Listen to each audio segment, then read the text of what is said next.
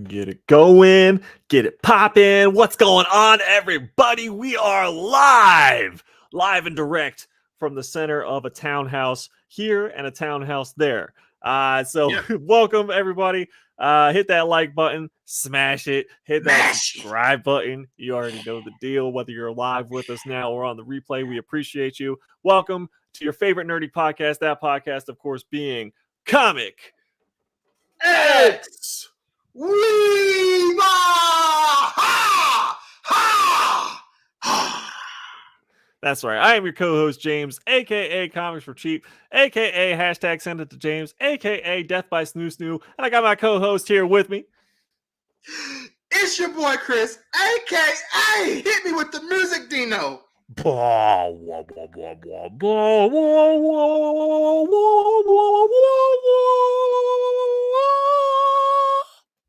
Black Santa, aka you stole my AKA because I was I knew it. Stole that from me, so that's a little messed up, but it's all good. AKA super cold. What? Water. Sponsored by nobody, because we still don't got no sponsors, but I'm telling you, it's coming. More and more mobile games are coming out. You know what I'm saying? So that's more and more opportunities. They're gonna need somebody like me. You know what I'm saying? Who they know gonna dominate their leaderboards, everything how it comes down to, and build the strongest of armies ever exist. So it's gonna come sooner or later. Trust me, it's coming. God is coming. That's coming. And I got Chris has a video dropping on this channel tomorrow as well, which we're excited about. And show that love, guys. Show us some love. Hopefully we can get more videos like that. He's doing some video game playing and reviewing and just kind of talking while playing, which is really cool. So we got some streams like that going on very soon. Vinyl Dragon in the house was going on. He says Fanta Grape needs to step up. That's right. Fanta Grape needs to come up and sponsor us. We need some just cases of Fanta showing up at our door. I would not add to that. For real. Don't you want a Fanta? You remember those commercials from way back when? Don't you want a Fanta? Yeah, it's so weird, but also awesome. All those commercials back then were so trippy. They were. Especially like the cereal ones and the candy ones were always the craziest. Growing up, they were always wild, and even still to this day, I feel like some of the cereal I don't see as many cereal ones, but the candy ones will still trip me up. Pretty good. They're pretty good. That was the cool part, definitely when we was growing up, because a lot of like crazy Super Bowl commercials, we was getting that throughout the year, right? And they would step it up even more during the Super Bowl. Now you get those kind of commercials at the Super Bowl, but it's like, damn, we was getting commercials like that when we was growing up. Crazy, weird stuff that was just awesome. Yeah. Well, now they're afraid to, offend anybody. And the commercials these days aren't even like the Super Bowl commercials. They're not even really anything worth anything. You know what I mean? So they're not anymore, dude. They're really not, man. Because it's just honestly, we're in a world where just a lot of snowflakes, man. So they just scared. They don't want nothing to pop off. Honestly, That's right. If they had people like us writing these commercials, though, it would be. Everyone would just be like, "What did I watch?" And like, what? yes, and it would be like back to back, where they're just like, even when the show finally come back on, all the way into the next commercial break, they just been thinking about what they just witnessed, so they just missed the entire like 15 minutes of a show. They're just like, I don't even know what happened because those commercials blew my mind. I don't even know what the commercials were for, but they were just absolutely ridiculous. Exactly, just memorable. Yeah. The Rasta guy milking the giraffe for Skittles. Yes, I remember all the crazy Skittles one. The one recently where he like opens the door and gets mauled by like some kind of big cat, a lion or something. Where that one is pretty fucking funny. Yeah, dude. The ones now that I like the most, honestly, are the ones where the guy's teaching everyone how not to be their parents. Those ones are the ones that crack me up the most. Yeah. And the most recent one was like he played the voicemail. He's like, what did she do wrong or whatever? So they're all trying to come up with stuff, and he's like, nope, you should have just sent the text. Yeah. The first time I watched that, it like actually made me laugh. I was like, I haven't actually laughed at a commercial in a hot minute. Like that was Right. pretty fucking funny. Agreed. That shit is funny. Yes. Yes, sir. Yes, sir. All right, well, let's go ahead and jump in. I know we Let's have do it. some stuff to talk off right Mm-hmm. off the bat with some sports because we had a little shenanigans go down with the Bills. Someone who was donned the punt god. The punt Uh, god. isn't that what he was named? Like real quick That is. after the first preseason 82-yard punt that he Yeah. dropped out of nowhere, and Yeah. everyone was like, "Oh my god, punt god!" And then right after that, some bitches come crawling out of the woodwork. You know what I mean? You know how it goes. Like, oh, they can't let you be famous for too long. You know what I mean? Mm-hmm. That's why we're not sponsored, Chris, because the bitches will come out the woodwork. They'd look at both of us. They'd be like, can't let them get too much. Yeah, that's right. That's right. But on the serious part of it, Yes. this is a pretty serious thing. Matt Ariser has been accused of statutory rape. He was 20. It just happened last year. He was 21 years old. She was 17 at the time. On this channel, we've always said we're not saying anybody's guilty or not guilty. We don't know the whole situation. We just give our opinions on these things. Right. And it's an interesting situation because the Bills, from my understanding, knew about the situation since July. Yeah. Yes. So they knew. That was kind of weird that they just now. It does because I'm not even gonna say it's weird. They released them now because of public backlash. Yep. Let's just call it what it is. Let's be honest, right? Yep. That's why they released them. But they knew about it since July apparently, and they even released their other punter because of how good this guy was going to be. Ooh, so that I didn't know. That was a bad move. Yeah, I didn't realize they got rid of him too. They released their punter because of him. It was like, oh, this is gonna be our guy. He's the punt god. So they released their other guy. He's the punt god. There's no way anything could come back to hurt us on this move. No. Bam! Right in the charge. Yeah, right in the kicker. Yes. Right in the kicker. Right, kicker. She's saying that she went to the party at the. I guess it was on school premises. I think. What did he go to? I can't remember the school he went to. Either way, it was a Halloween party. She went to the party. She said she was drinking before she got to the party, so she was a little intoxicated beforehand. When she got there, according to her, he offered her another drink. She drank it. Then they went outside. Now, originally it was said they went to an alleyway and the house was his house. Originally that was said. A guy part of his legal team, I saw the interview this morning before I went to work, literally said, one, it was never an alleyway. Okay. It was in the backyard or whatever. And two, that house was not his. He just showed up to the party as well. It was not his house. So I don't know, just throwing those two out there. But either way, she said they went wherever they went, and he threw her to the ground. She was already drunk, made her do sexual acts or whatever.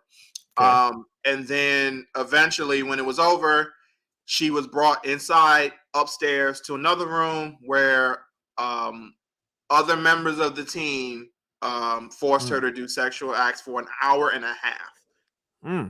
Yeah. So that's very bad, very gruesome, obviously. Terrible. Now she's saying that he was also involved, but she was blacking in and out. So she's not fully for sure of everything that happened to her, but she remember, the things when she did wake back up.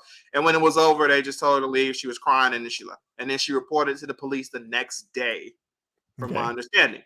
Now the member of the legal team said that this is all because of money, because he was going to the NFL. He was in the NFL.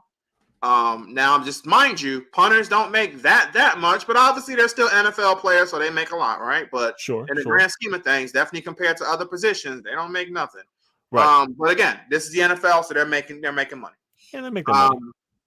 And plus, he was the 6th round draft pick, so that even makes me wonder even more what his salary actually was. I should probably look that up. It couldn't be much. What was it? Look, Matt Araiza. Matt Araiza. Because, I mean, he's a 6th round draft pick and he's a punter. So it couldn't have been like, oh my God. Like, I would be very shocked if he was even in the millions. His contract details estimated at $200,000 a year. Exactly. Okay, I knew it couldn't even be close to the millions. Yeah, that's why I would have been shocked. So that makes sense. Punt god. He was the punt god, yes. So yeah, that's the situation. Of course, the legal guy is saying that he did not know she was 17. She showed up at the party and told everybody that her and her friends told people that she was older than 17. That she was not drunk beforehand, and he did not get her drunk. That it was consensual sex. Okay. Now, FYI, it doesn't matter if it was consensual sex or not. Because she's 17. If everything was legal up, she's 17, he's 21. Right. It's still rape.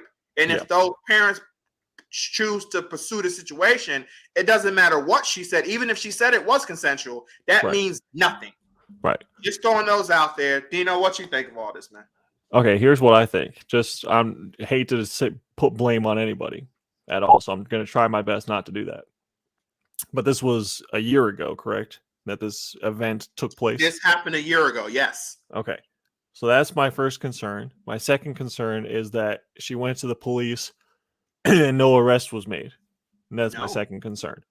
My third concern is that this is now a huge deal because he made a big name week 1 of the preseason. Yeah.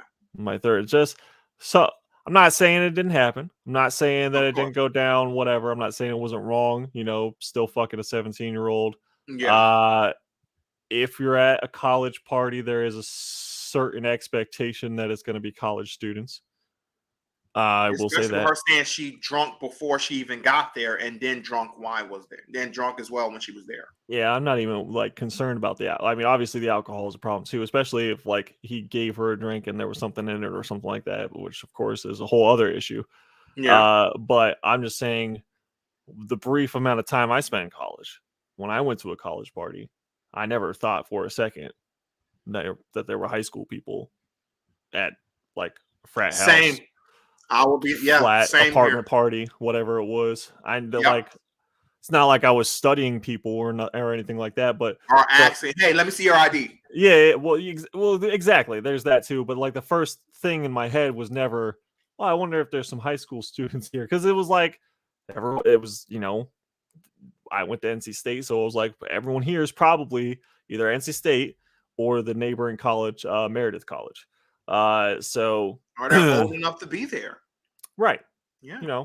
So there is a little bit of that there too. It just makes it a tough situation because again, obviously probably shouldn't be fucking people in the backyard of a house party.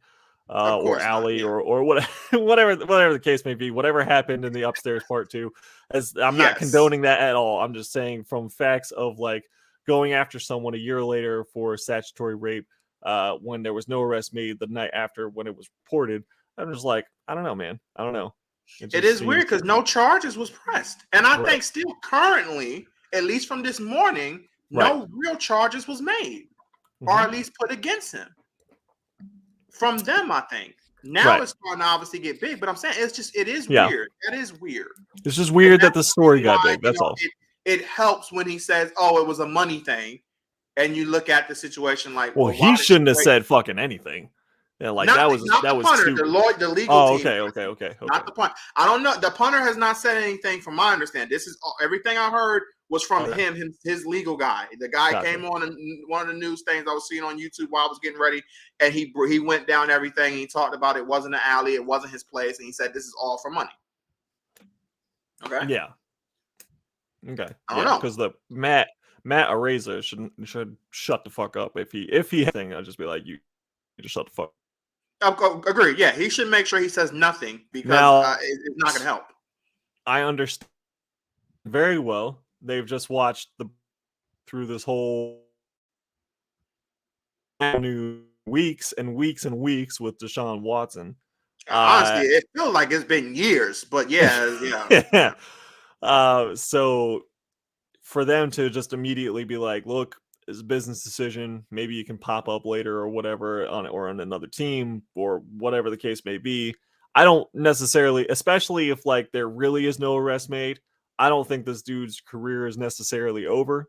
I just think that he needs to let the press cool off or whatever, and then maybe slip into another team and be the punter for another team or something. But the Bills, I understand their cut or their knee jerk reaction is just going to be like cut them, because they don't want the same press and attention as the Browns. However, let's not be quick to pat the Bills on the back, because like you said, Agreed. Yes, the Bills have known about this since July. For a while. Since July.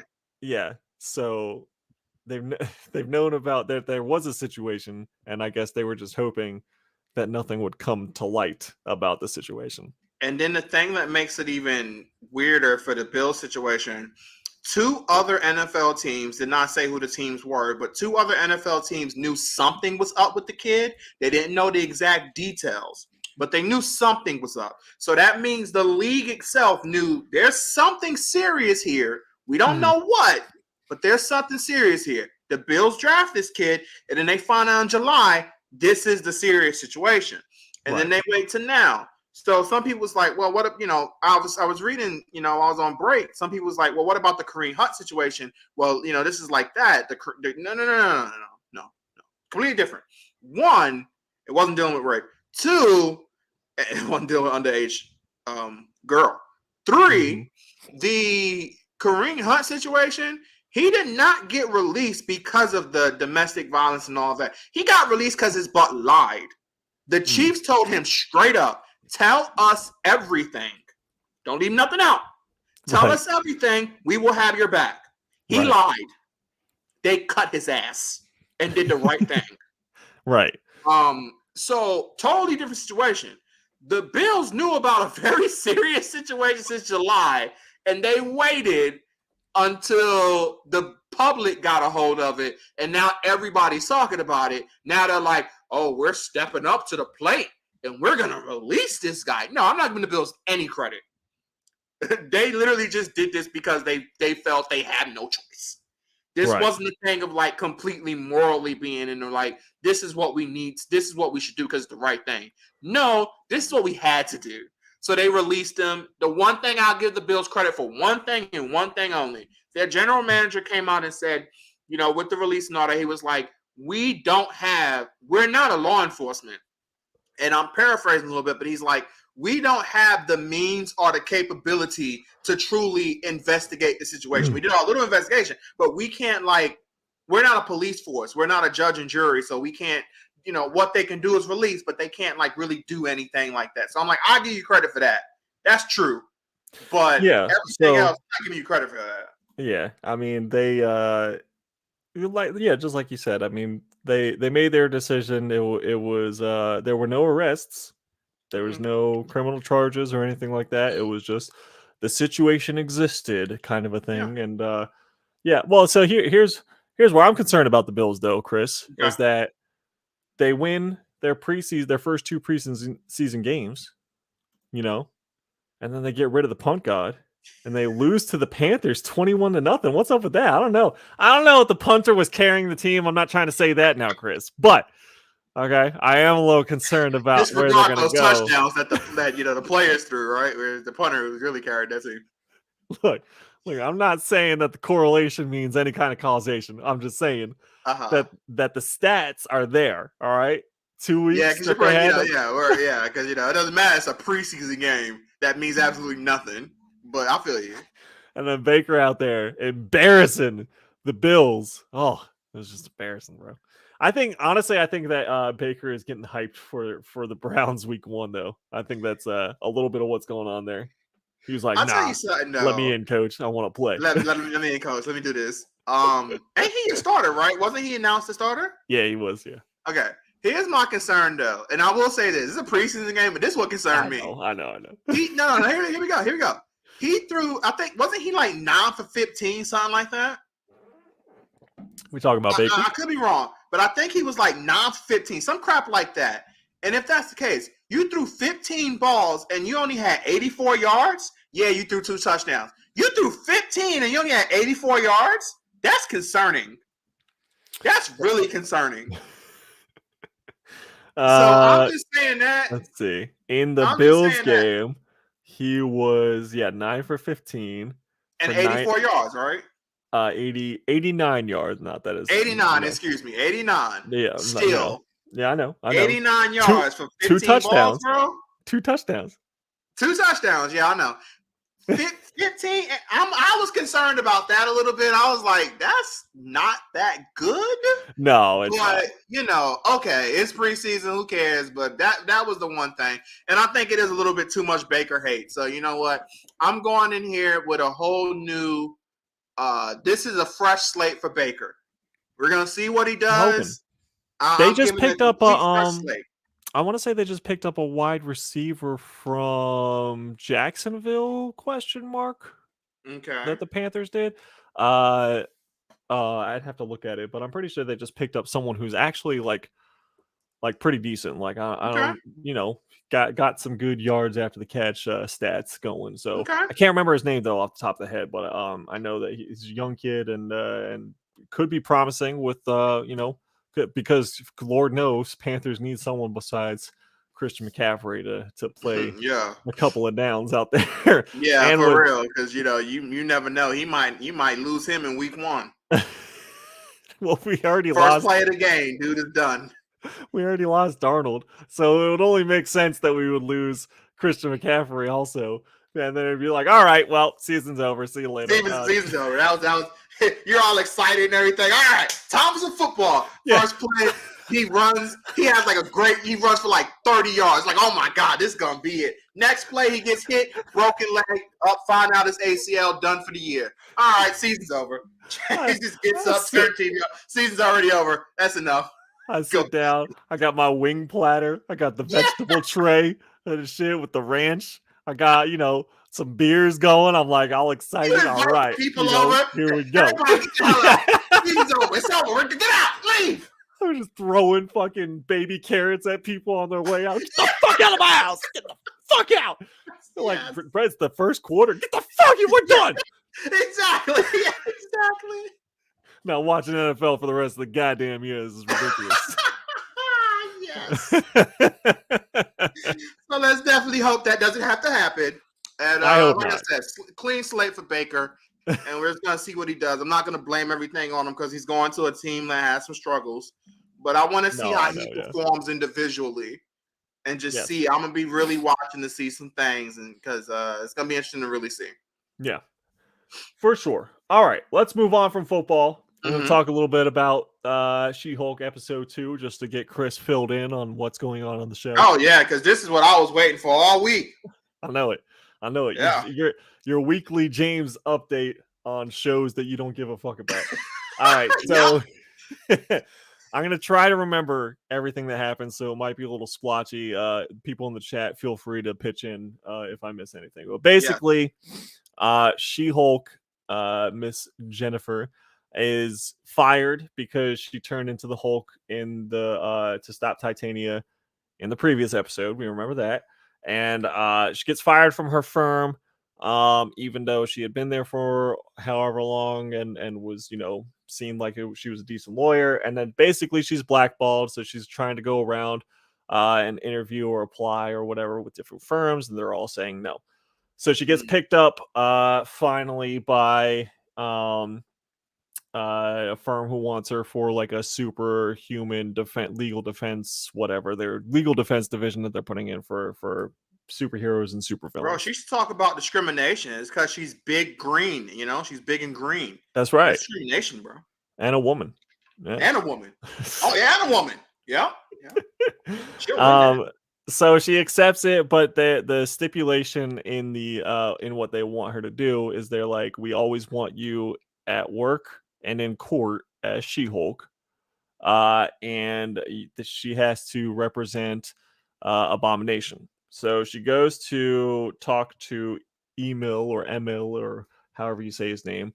Okay, help me out. So Abomination, what is his crimes? Is it the crimes from the Hulk movie all those years back? Yes. That's cool. I like that. That's cool. So they still have them in this like maximum security, super vault, super prison, from that. So basically, she goes to have a conversation with him, and she's like, "I don't know. This seems like a conflict of interest, because of your feelings about my cousin, and now I'm blah blah blah." And so basically, he's like, "Look, I was in the army, or whatever, Marine, Army, whatever he was. He's in the military. Military. I was given orders." I was doing what I thought was necessary to be able to take down the Hulk. I honestly thought the serum was going to make me the next Captain America and not a monster. And I like this whole time looking at it from my point of view is that he's like, I didn't know the Hulk would end up being a superhero that y'all loved or like whatever. He was destroying a city. He was killing people. So my orders were to put him down and stop him. So he's like, from my point of view, I'm the good guy. And now all of a sudden I'm sitting in prison for the last 15 years and the Hulk gets to run around doing his shit. I was like, not wrong. Yeah. Because the Hulk has caused a lot of collateral damage. Mm-hmm. And when he's throwing stuff and it may look cool in the movies and all that crap, but if you really think about it, like sit there and think, imagine the people that got crushed. Yeah. The people that when he breaks the building down, that's getting killed, children, adults, like all these people that gets killed. And it's like, no, but we still got to praise the Hulk because, he's part of the Avengers. Yay. Like, no, like, I get it. Like, even when the War Hulk situation, when they send his butt away, don't get me wrong, I was angry at the fact that's supposed to be your boy. But in the terms of the logic behind it, I don't disagree with it. Right. They did that was a logical thing to do. My thing is that's your boy, so you just back him no matter what, right? But in reality and logic, no, they did the right thing. They should have sent his ass to a son that would have just burned him alive and killed him, to be honest with you. If he could have even died from that. Yeah, he probably wouldn't have died from that. But whatever you can, like, send his on a black hole and just say you're trapped there for whatever long it needs to be. Just saying on a logical sense. But I'm saying, like, that's your boy. Like, I ain't gonna do that to my boy. I'm gonna back him no matter what. But I'm just saying, logically, yeah, it makes sense. Yeah, so that was his thing. And even She-Hulk was like, you're kind of making a lot of sense. Yeah. Basically calls up Bruce to let him know. She's like, I don't want to blindside you. She comes across almost like she's like trying to ask his permission, but basically at the end of it, she's just like, I'm telling you that I'm going to represent Abomination. And he's like, okay, whatever, do your thing, blah blah. He's in his smart Hulk persona or what the fuck. So like, again, I'm not that's been my only gripe with this show, really, is that like how they're doing Hulk. It's not She-Hulk, it's how they're doing Hulk. It's just like, I don't want a big green goofball. Like, just have him be Banner or have him be Hulk. I don't want this like in between weird thing, but whatever. So that's how they have. Let's be honest, Dino. I'm pretty sure, honestly, you wouldn't really care that much how they would do She-Hulk. No. Yeah, I wouldn't either. Yeah, I wouldn't care what they really do, honestly. So I agree with you. I can understand that. It would be what they do. I mean, she's always like kind of goofy like that, and even like she always has been. So, so he's just like, okay, whatever, do your thing. That's essentially the episode. And at the end of it, it shows Hulk flying off on that spaceship that randomly appeared at the beginning of episode 1. So it looks like he's going to Sakaar, and the theory or the speculation or the guesswork behind it is, could it possibly be him going to meet Scar? That's just kind of the big question of that episode. Because, I mean, again, besides dropping the logic bomb of her representing Abomination, there was that. So, and then there's like leaked footage from the that goes onto the news showing Abomination in the underground fighting thing with Wong. So that gets and She-Hulk's like, motherfucker, like, well, what the fuck? Because now she's got to deal with that on top of whatever she has to represent him for, to try to get him paroled, basically. So that was episode 2. My question for you, Chris, besides why haven't you been watching this show this whole time, is because I can give two shits about the She-Hulk. There's the answer to that. is what do you think Hulk is going to be going off to do? Do you think he is going off as far like to Sakaar? Is he going to meet a potential child? Is he going to meet the Red King? Do you think like something's going to happen out of that? Do you think that Marvel's trying to get around this whole Universal thing by swapping Hulk out with his kid? What do you think? Wow. That would be very disappointing if that's what they choose to do. If they do go with the latter and they're like, "This is what we're gonna do this," and then that would be very disappointing. I don't know, man. It could be a lot of things they can do, I guess, but God, it's because here's the problem. It's like, okay, so if he goes here, are we just gonna find all this out in a later She-Hulk episode? When are we gonna get like? Is it just gonna be snips and bits in other people movies? Right. Like it really hurts not having a Hulk movie. Right. And even if they do switch it out with a kid or whatever, then it's like, okay, well, you still have to have the Hulk show up in this too, right? Like he has to be heavenly mentioned or do something. Like they're Or in a really bad situation. They honestly, or they're gonna kill Hulk and have Scar do World War Hulk. wow, that would be so stupid if they did that. But because here's the problem with that. Here's the problem with that. Mhm. If they did that and then they go with a kid or Scar, whatever, being the next, like his kid being the World War Hulk version of it, is this your way of like you instantly establish his power being that strong compared to like you're jobbing out a lot of new characters to another new character, Mm-hmm. but you're jobbing out this new character to other character. I'm sorry, this new character is going to be jobbing out a lot of established characters. That's going to be new, and people are going to want to have their like limelight. But then you're going to job them out to this guy because if he comes on Earth and he's going to have to like ram shot basically the X-Men, he's Mm-hmm. going to have to take out the Avengers. Like he's going to have to kick everybody's ass. I don't think that they would do a World War Hulk, honestly. I don't think they're going to. No. But I think that if they want that like that rage and for him to be a problem again, the only way to get around Universal and like really do that is to have the new character, honestly. And I don't know how they're going to explain how would you introduce him? Because who is he going to beat? Right. He's going to have to beat somebody that matters. And it can't just be he just shows up in the movie and beat a villain. No, he's going to have to beat big time heroes. Mm-hmm. Do you really want to you're going to be pissing your fan base off heavenly. Mm-hmm. One, with the Hulk being dead. Right. And two, with him, like I said, he's going to have somebody job for him. What if he comes back and like then he's either used or convinced or like you know how they used to do with the Hulk where like Loki would fucking possess the Hulk or like whatever, or Doctor Doom would like manipulate the Hulk. Yeah, exactly. So what if he comes back after Black Panther and Doctor Doom manipulates either one of them, whether it's Hulk or Scar or whatever they're trying to figure out here. And it'll be Scarlene because we need another female. You said Scarlene?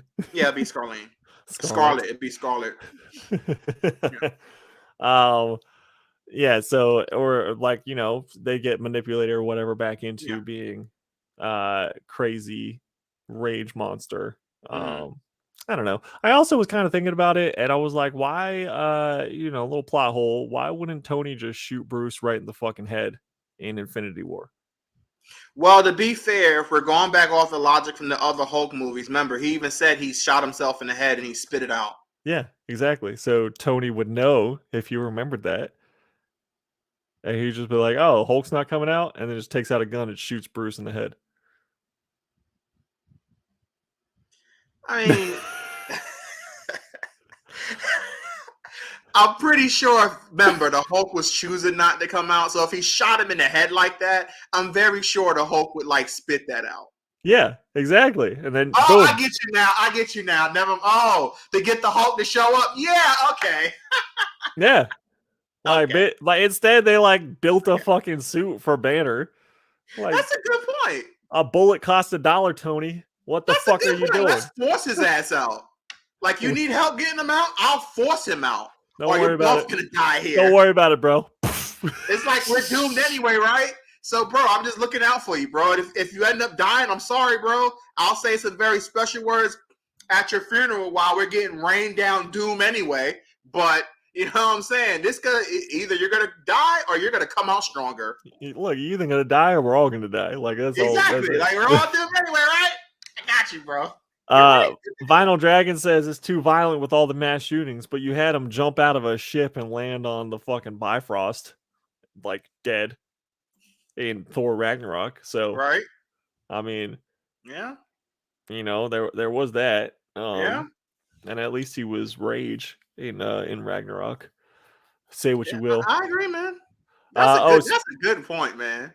Speaking of Ragnarok, Taika Waititi has confirmed he will, or number one, he's confirmed that there's going to be a Thor 5, and number two, that he will not be any part of it. So there is a possibility that we will have, I don't know, some fresh take or fresh blood, fresh look at Thor going forward. Which they need, man. I mean, honestly, let's call it what it is. I really feel if this movie succeeded, he would be in Thor 5.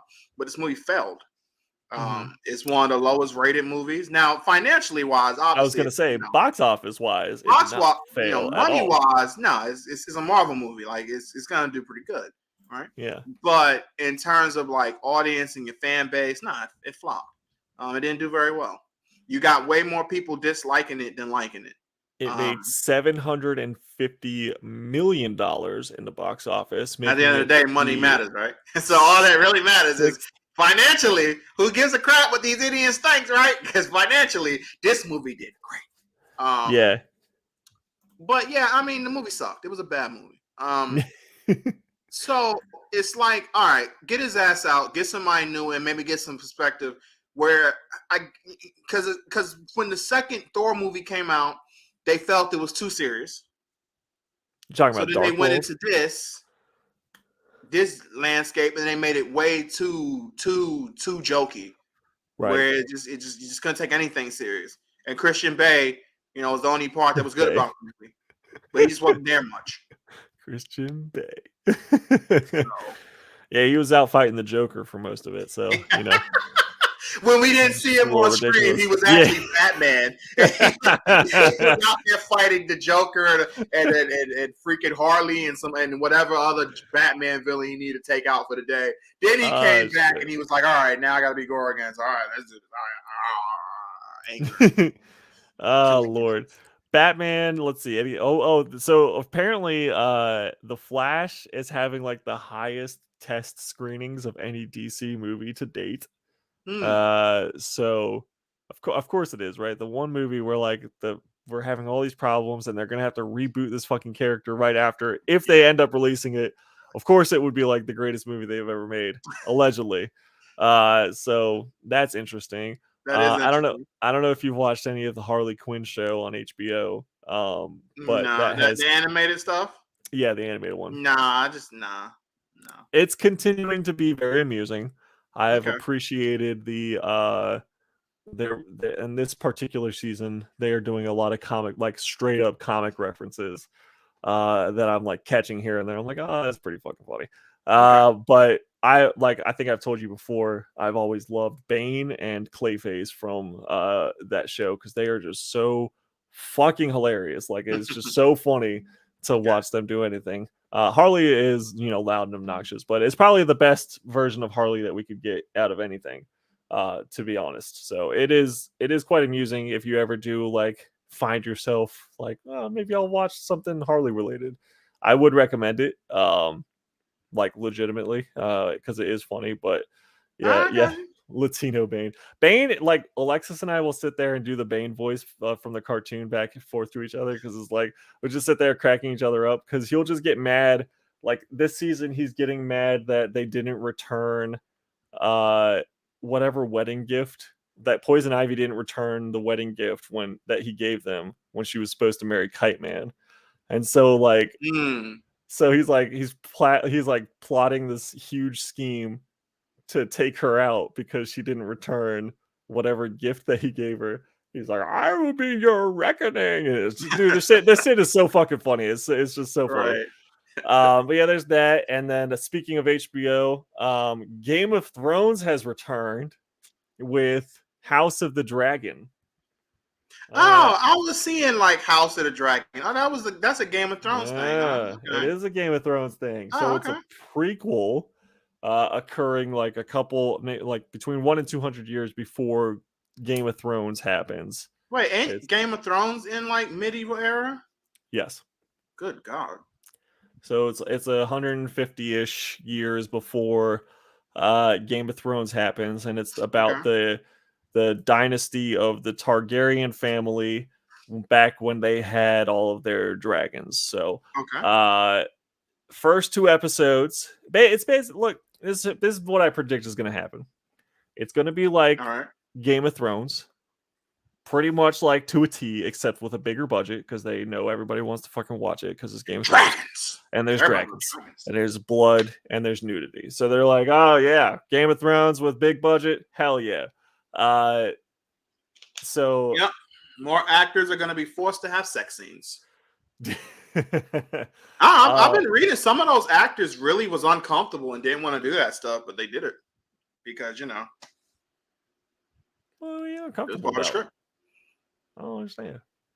It's a fucking human body. Like everyone's got either got a dick or a pussy. It's gonna be okay. No, I get that, but at the same time, I don't feel that you need to use sex to like sell your series. I don't need to, in my opinion. But that was one of the reasons why I just like couldn't really get into the Game of Thrones things. It's like it's a lot of like unnecessary. Like yeah, sex happens. Duh, we all love sex, but it's just like this is just too much.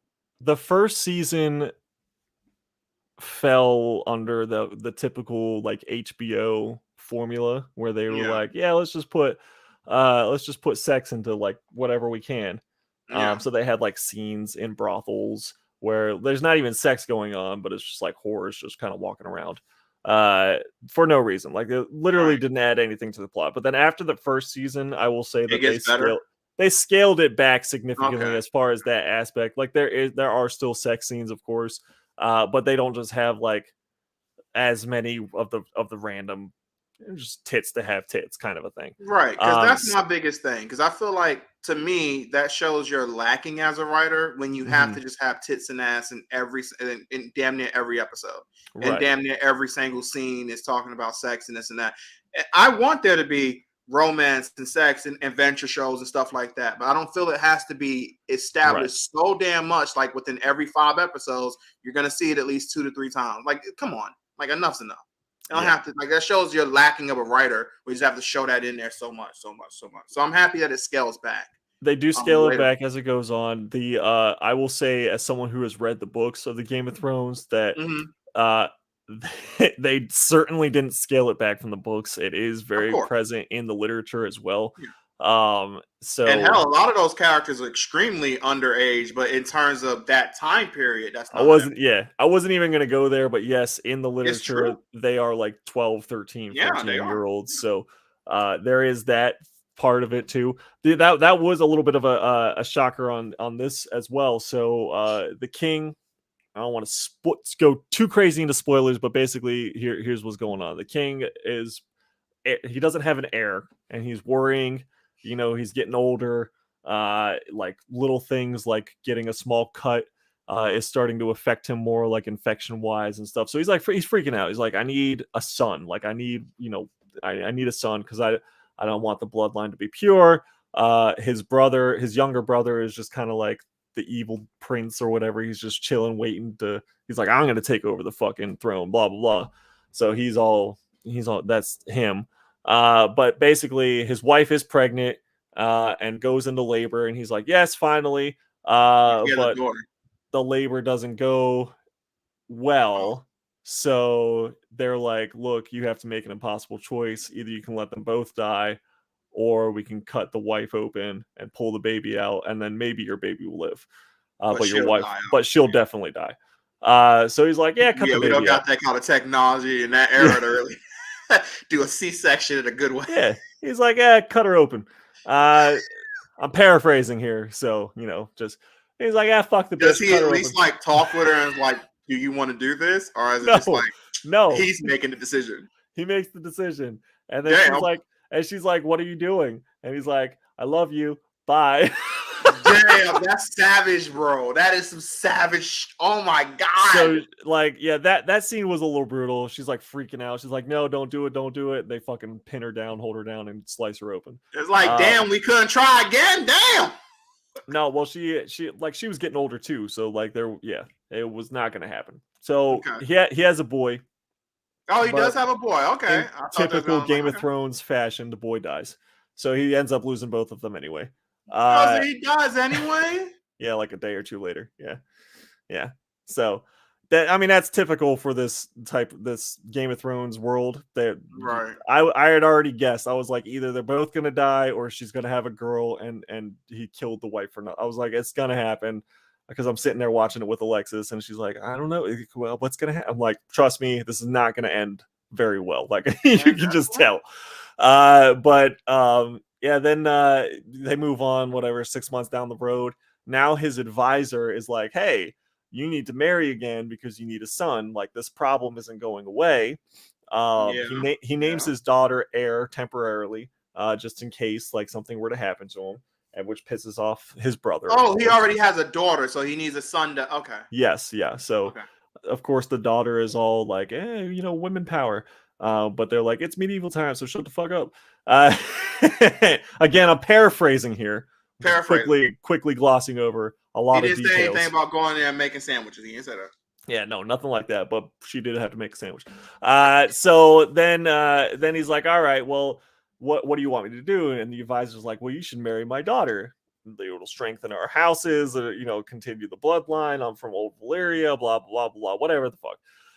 So he's like, I don't know. And then the next scene is like him walking in the garden with this advisor's daughter, and she's legit like 10 years old, and he's like 50.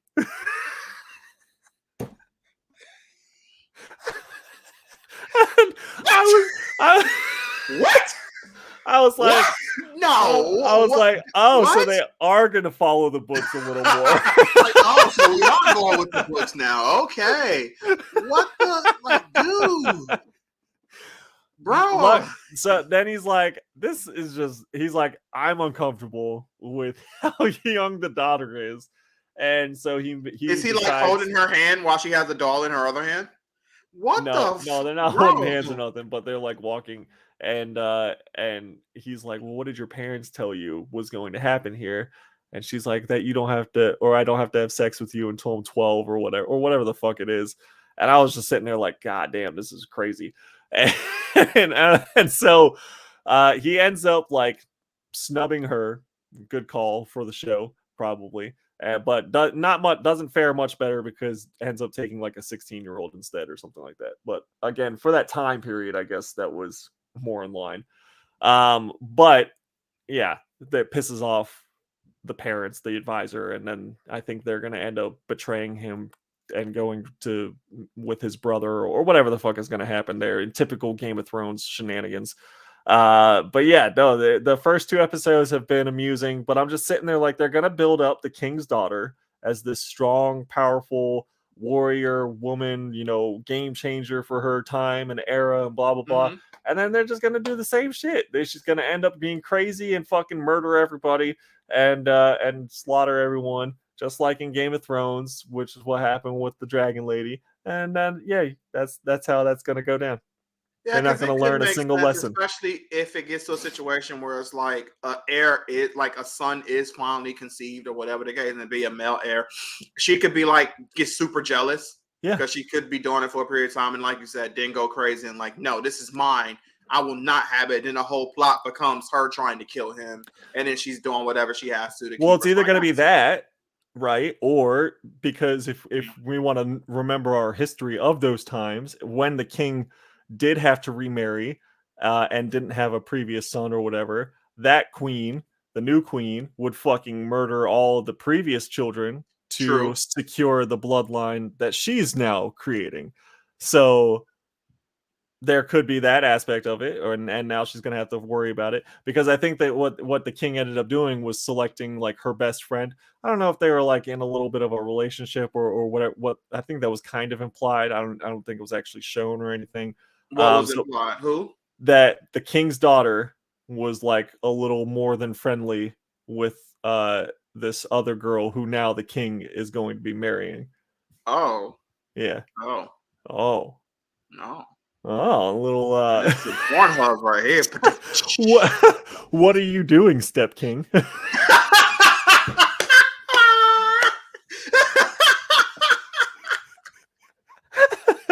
Yeah. But again, wouldn't be out of the realm of Game of Thrones, especially because this is the family that was mentioned by like the other families in the actual Game of Thrones hundreds of years later. They're like, "Oh yeah, the Targaryen family wed brother and sister for hundreds of years." And so I'm Oh, sitting it there was like, that incest and stuff. I've been fucking waiting for anything like that to happen because none of that has happened yet. Like for so far what we've seen, the king did not marry his sister. Like, you know what I mean? Like the They said original we queen. keeping this blood on as pure as possible. Well, that's exactly what it was, because when Yeah. the bloodline started to die out or whatever, they were like, oh, that's when the Targaryens started marrying brother and sister, because they're the only ones who could control the dragons, and only, you know, the purest the bloodline or whatever was how you could control the dragons. So that's what they did, and that's how they got all these crazy fucking kings and queens and shit. So I'm sitting there like, okay, so either the daughter is going to betray the king and like fuck her brother, and like that's what's gonna happen, and then they're gonna be the ruling, or you know, some shit's gonna go down like that, I feel like, in this show. um because like I said, this king was like, he's trying to do the right thing, he's trying to be the nicest fucking dude he can possibly be, Right. and his queen that he had to sacrifice for the child that died anyway was not his sister.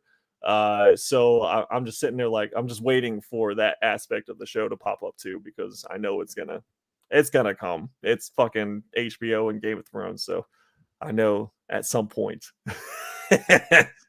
It's we're, coming. we're gonna get the Targaryen incest that we've been promised for so long.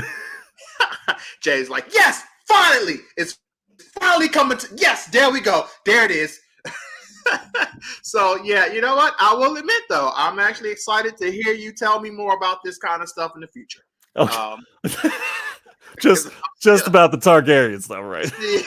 yeah, about this. Let's get to the crazy incest, crazy king, queen killing each other, crazy stuff.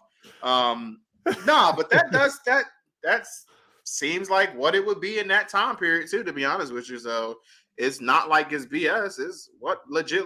I will give credit though. If definitely if they go down that route, I mean the incest stuff is weird. Now I'm gonna have to do that, but whatever. If they go down that route, hell man, at least you're being true to the times, to that time period. And I do So respect writers that actually go into that, what actually would go down, instead of being so afraid to actually go down that path because of the backlash you'll get. Definitely, well, at least nowadays, because again, yeah. we're in a very snowflake society. So George R. R. Martin, I have to give credit where credit's due. His books are amazing. The ones Right. that he has written, of course. So he's a super, super slow writer. And this is like, he's been promising this book, The Winds of Winter, to complete, or not even complete. It's like the second to last Game of Thrones book, or the Song of Ice and Fire is what the series is actually called. But the Game of Thrones, it's like, it's not even the final book, and he is over by like, he's been saying this shit is going to come out since 2008 or something like that. Hmm. So for fucking 14 years, this book has not come out. And mind you, like, he's done other shit. He's partied with the cast of Game of Thrones a lot. He's gone back and written that prequel, which now they're doing the show for. He's gone and written like these like weird history books for his own made up world. He's tucking time off to work on Elden Ring with Firm Software. Work on some video games, bro, and go into that crazy lore of the freaking. He's out here playing Saints Row and giving reviews and shit. Like, I don't know what this man is doing. He's doing literally anything but writing the book that he needs to write. All right, but what I will say about the books that he did write, like they are thick as fuck. Like you ask him how much they squat, like that kind of a thick book. And but they are page turners. Like you just can't put them down because like they're really, really good. You're absolutely right. Besides, if you take out like the dragons and the magic sorcery or whatever that's kind of sprinkled in, it is 100% like time accurate. They talk about what they eat. It's very detailed as far as how proud the houses were, the bloodlines, how fucking poor the Commonwealth people were. Just like also all that kind of shit was very interesting and really cool. And they did a good job portraying that onto the screen as well. Of course, once they ran out of source material, that's when everyone started hating the show because basically George R.R. Martin they're like, where do we go? And he's like, well, what do you think? And that's where it got kind of fucking like that's where they messed up, you know what I mean? So, and that's the thing, man, because even with anime, a lot of people, they really like if a manga comes out before the anime and then the anime is coming out and let's say the manga's like finished or whatever, or the manga's close to finish or whatever the case may be, and then the anime comes out years later, if you're not following that source material, it pisses a lot of fans off. Like Tokyo Ghoul, people hate the Tokyo Ghoul anime. They can't stand it because it's not like the manga. And then when the second part, Tokyo Ghoul Re or whatever comes out, people start like that more because it does touch more of the manga. But people hate the Tokyo Ghoul anime overall. A lot of fans at least hate it. Because it doesn't follow the source material of the manga. Me personally, I didn't mind. But I wasn't like I didn't go. I saw the anime first before I read the manga, and even after reading the manga, it didn't bother me much. But super hardcore fans hate the Tokyo Ghoul anime. Me, it's all right. It ain't great, but it's great. It's all right. Here's an interesting question: can you name another like project, whether it's a show or a movie, that you feel like that was better than the source material, whether it was a comic book or a manga or a novel or something like that? Can you think of anything off the top? Well, I'm thinking what we got here. This is Vinyl Dragon says, there they go. That's the one. Every time they always bring up Rocky Marciano when we got Muhammad Ali. That's a good question though, man. Oh man, off the top of my head, it's hard for me to really think. For me personally, off the top of my head, I would say The Shining from Stephen King. I really thought that the movie did a very good job showing Jack go crazy as opposed to the book. And Stephen King himself, he said he didn't really like it very much. Like he was not a fan of the movie. But it's really hard to portray a lot of Stephen King's work onto a big screen because a lot of the shit that happens in the book is just fucking happening in the guy's head. For me, I was like, no, I think they did a pretty good job. Like Kubrick pretty much knocked it out of the park because a lot of that crazy stuff, they portray pretty well with like, have you seen the movie of The Shining? Yes, I have seen the movie. Yes. So like I have not read the book though, but I have seen the movie. So like the twins showing up or that naked girl whose skin falls off when he looks in the mirror or whatever, or like even the bar scene where he goes and all of a sudden everyone's like in the bar even though it's an empty hotel. Like all that shit is like a genius way of portraying the craziness that was kind of happening in his head throughout the book. So because like I don't know, I think they did a great job with that. So that's the one for me that pops up as like boom, I thought that was better personally than the book. I guess for me, and that is good because The Shining is fucking a phenomenal movie. Yeah, I agree with you on that. And to hear you talk about that, really, I mean, it makes me want to read the book too, but it definitely makes me understand, like you said. And it puts to me as well, for me, I'm just gonna say Bleach, even though the anime and the manga it wasn't like they didn't follow the source material at all, nothing like that. It wasn't nothing like that. It's just you're able to see it better. That's why most time I definitely like the anime more than the manga in terms of when they do it right, you're able to see things that the manga just can't. A book, it can't show you. You're reading it and you're putting it into the imagination, but the animation really brings it home of what's really happened in the situation. Like when you brought up with the stuff with The Shining and the guy really showing you the madness. With one of the perfect examples for Bleach is when Espada #2, Baragon, is fighting against Soifon, one of the captains from Bleach.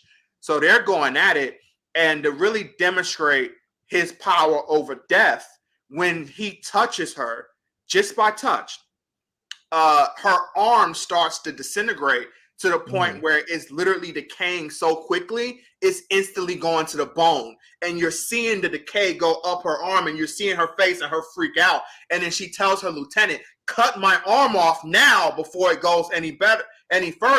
And he somewhat hesitates. She's like, hurry up before I die.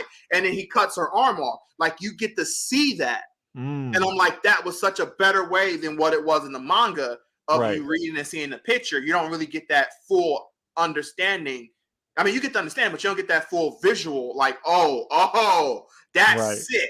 Like, that was really cool, seeing her arm decay like that. So yeah, I would say I'm just gonna say Bleach in that aspect, because I really love seeing the stuff go down. That's why I'm super excited for the 1,000-year when they get to finally get to the final arc of the manga, and they get to the 1,000-year blood arc and Blood War, and we get to see the Quincy's and Yuha Ball and all of them go against the Shinigamis and the captains. And you're gonna I'm so excited to see the battle between Byakuya and just in general. Just it's gonna be some great stuff. So yeah, that would be me. Okay. All right, that's an awesome example. I wasn't even thinking about, like, the animation would definitely bring to life the book a lot better. So you're spot on there. So the Vinyl Dragon says, I think The Godfather was better than the book, which is saying a lot because the book is really good. All right, so Aaron, this is going to be one of those statements that I make here. And that I already know what you're going to say too. I've never read The Godfather, and I have never seen the movie. Nope, not. All right, I'm gonna go even further, and just to like piss off Vinyl Dragon here. I have tried 3 separate times to watch The Godfather, and I fell asleep all 3 times. Yep. Not once. Not once. Not twice. Not twice. 3 fucking times. That movie is so goddamn long. And every time he tells me that, a part of me dies. And he's told me that so many times. Dude, it's like The Godfather is one of the movies that you should just watch. As a man, you should just watch it. I don't know what's wrong with me. I don't know what it is. I can't. If I had access to it, if it was on a streaming network or whatever, I'd put it on like during the day or whatever. But it's not, and I'm not going to buy it. And so I've watched like, I mean, yeah, I'm just saying. Yeah, I can agree with that.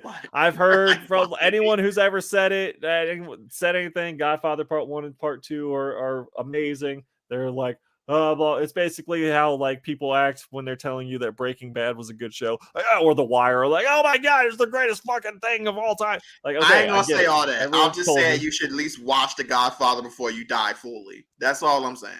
I ain't saying it's the greatest thing in the world, but it's a good one. It's great. So yeah, so for me, The Godfather is definitely an iconic in society, movie. But it's a miss for me. I've never experienced it. So Vinyl Dragon also says, also for the most part, I Am Legend, except the ending was a miss. They should have stuck with the book. I watched I Am Legend when it came out in theaters. I don't think I've read that book. I haven't watched it since. I don't really remember a lot about the movie. I remember him killing his dog. That's pretty much it. I don't like movies where they have to fucking kill the dog, so that's probably why I haven't watched it again. If I remember right, and definitely correct me, and chat, correct me too. Correct me, Dragon, if I'm wrong. But if I remember right, I guess spoilers somewhat. If I remember right, in the end, I know Will Smith dies by sacrificing himself. I think in the book that doesn't happen. he lives, if I'm not right. Please correct me if I'm wrong. But I think because I heard a lot of people say what Dragon said. They loved them, like the movie was okay, or they loved the movie, one of the case, but they hated the ending because it's not what happens in the original series. I mean, original source material. What happens in the books. And I believe that's what I remember hearing. Because I never read the books neither, but I remember I remember back when it happened, and I'm like, why? And it was like, oh, well, because he doesn't die, and more things happen, and this and that, or this particular thing happened. I'm like, oh, okay. Gotcha. But in the movie, obviously, he dies. He sacrificed himself. Final Dragon says, bruh, I thought we were close, man. That movie is nothing but gangsters and thugs.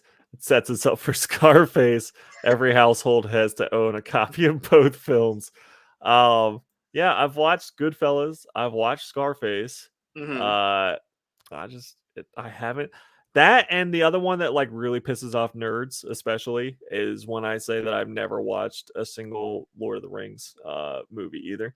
Bro, those movies, they are so gosh diggity darn long.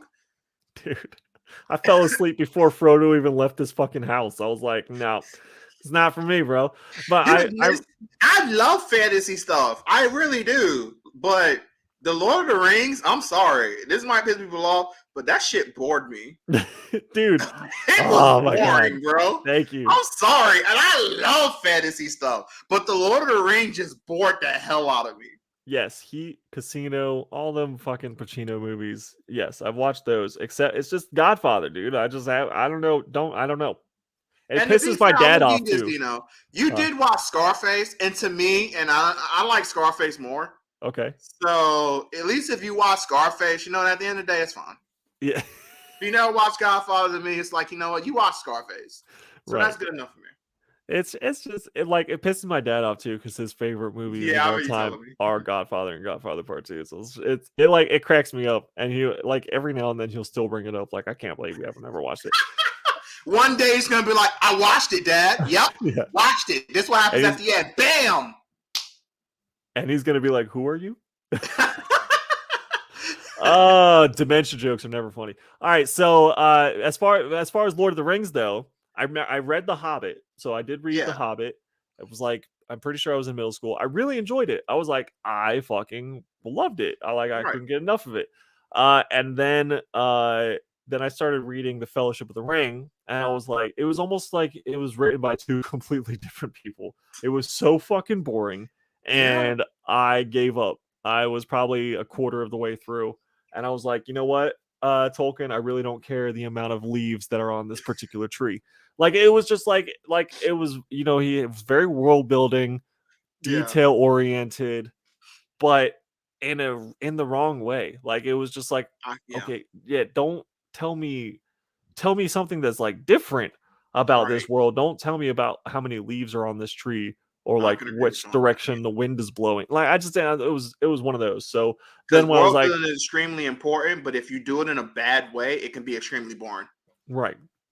For sure. And like, he's the pioneer of it. So like, he basically built the blueprint for this fantasy world building, which is cool in its own way. But like, it just didn't work for me. So then when I was like, oh, well, maybe I'll like the movies better because it's the movies, they're not going to show us how many leaves are on this particular tree. The first thing you see, 1, 2, literally 15 minutes later, there was like 500 leaves on this one tree. He actually counted all 500. What the fuck? So I didn't really make it too far in the movie, and I was like, I'm bored as shit. And then I was like, and they're 3 hours long. For each one, there's 3 of them, and then they made The Hobbit into 3 fucking movies, the shortest book into 3, and they're also like over 2 hours long a piece. And I was like, bro, I'm not investing 20 hours into this shit. Like, it is not going to happen. Bro, I could play Skyrim and get the basically understanding of everything. Like, I can't do this. I'm sorry. Like, they was just too boring for me, man. Final Dragon says, I'm gonna wake up with a horse head at the end of the bed one morning. See, that's like, it's like right after that where I fell asleep, where it was like, they had the wedding scene. He might make you an offer you can't refuse. And then the horse head in the fucking bed, the scream, the birds fly off the house or whatever. some other shit happens. That's about Some where other I shit happens. yeah, that's about where I knock out. Some I other don't know. shit. I don't know what the other shit is because that's Yeah. about where I fall asleep. So It happened. yeah. Yeah, but some other shit probably happened. I don't know what it was. Yeah. Chris, I know it was you who betrayed me. You do this on the most important day in my family. Yes. It's a terrible impression, I know. Want to know why? Because I've never watched the movie. Good enough. But dude, oh my god. Outside of but I gotta say one more thing. I agree with you on that. I just could not get into I tried. The Lord of because like I said, I love fantasy stuff like that. I just love it. I love it to death. But the Lord of the Rings is the one thing that just bored me so much. And I was like, I can't get through the first movie, let alone even think about trying to get the second and third. And I think they get a little longer each one. I can't do it. And it was such a huge cultural phenomenon. Yes. I remember like them coming out when we were in middle school and like everyone was going to see it. It was like the start of the midnight premiere too. Like it was around that time where the midnight premiere for the night before, because it was like Star Wars, Lord of the Rings, and Harry Potter were like really pushed that for theaters. So like people were dressing up, going to the theater to see these movies, and I was just like, man, I don't know. I've never like missed something that big in pop culture where it was just like it does not even come close to interesting me. Same. But that was it. And I know a lot of people probably feel the same about like Harry Potter, which I was a big fan of. So you know, on the opposite end of the spectrum, I get it. I know because when people tell me, "Oh, I've never read Harry Potter or seen the movies," I'm like, what? And it's just like, so I'm sure that they're feeling the same thing about what I'm saying. Yes. It's just like I don't know where the disconnect was there. So it just I don't know neither.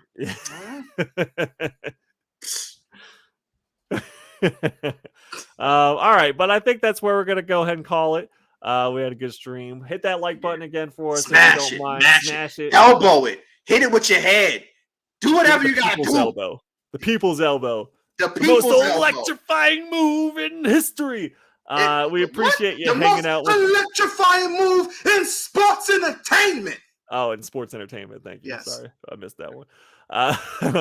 But we appreciate you hanging out with us. As always, we ask you to stay villainous and fuck the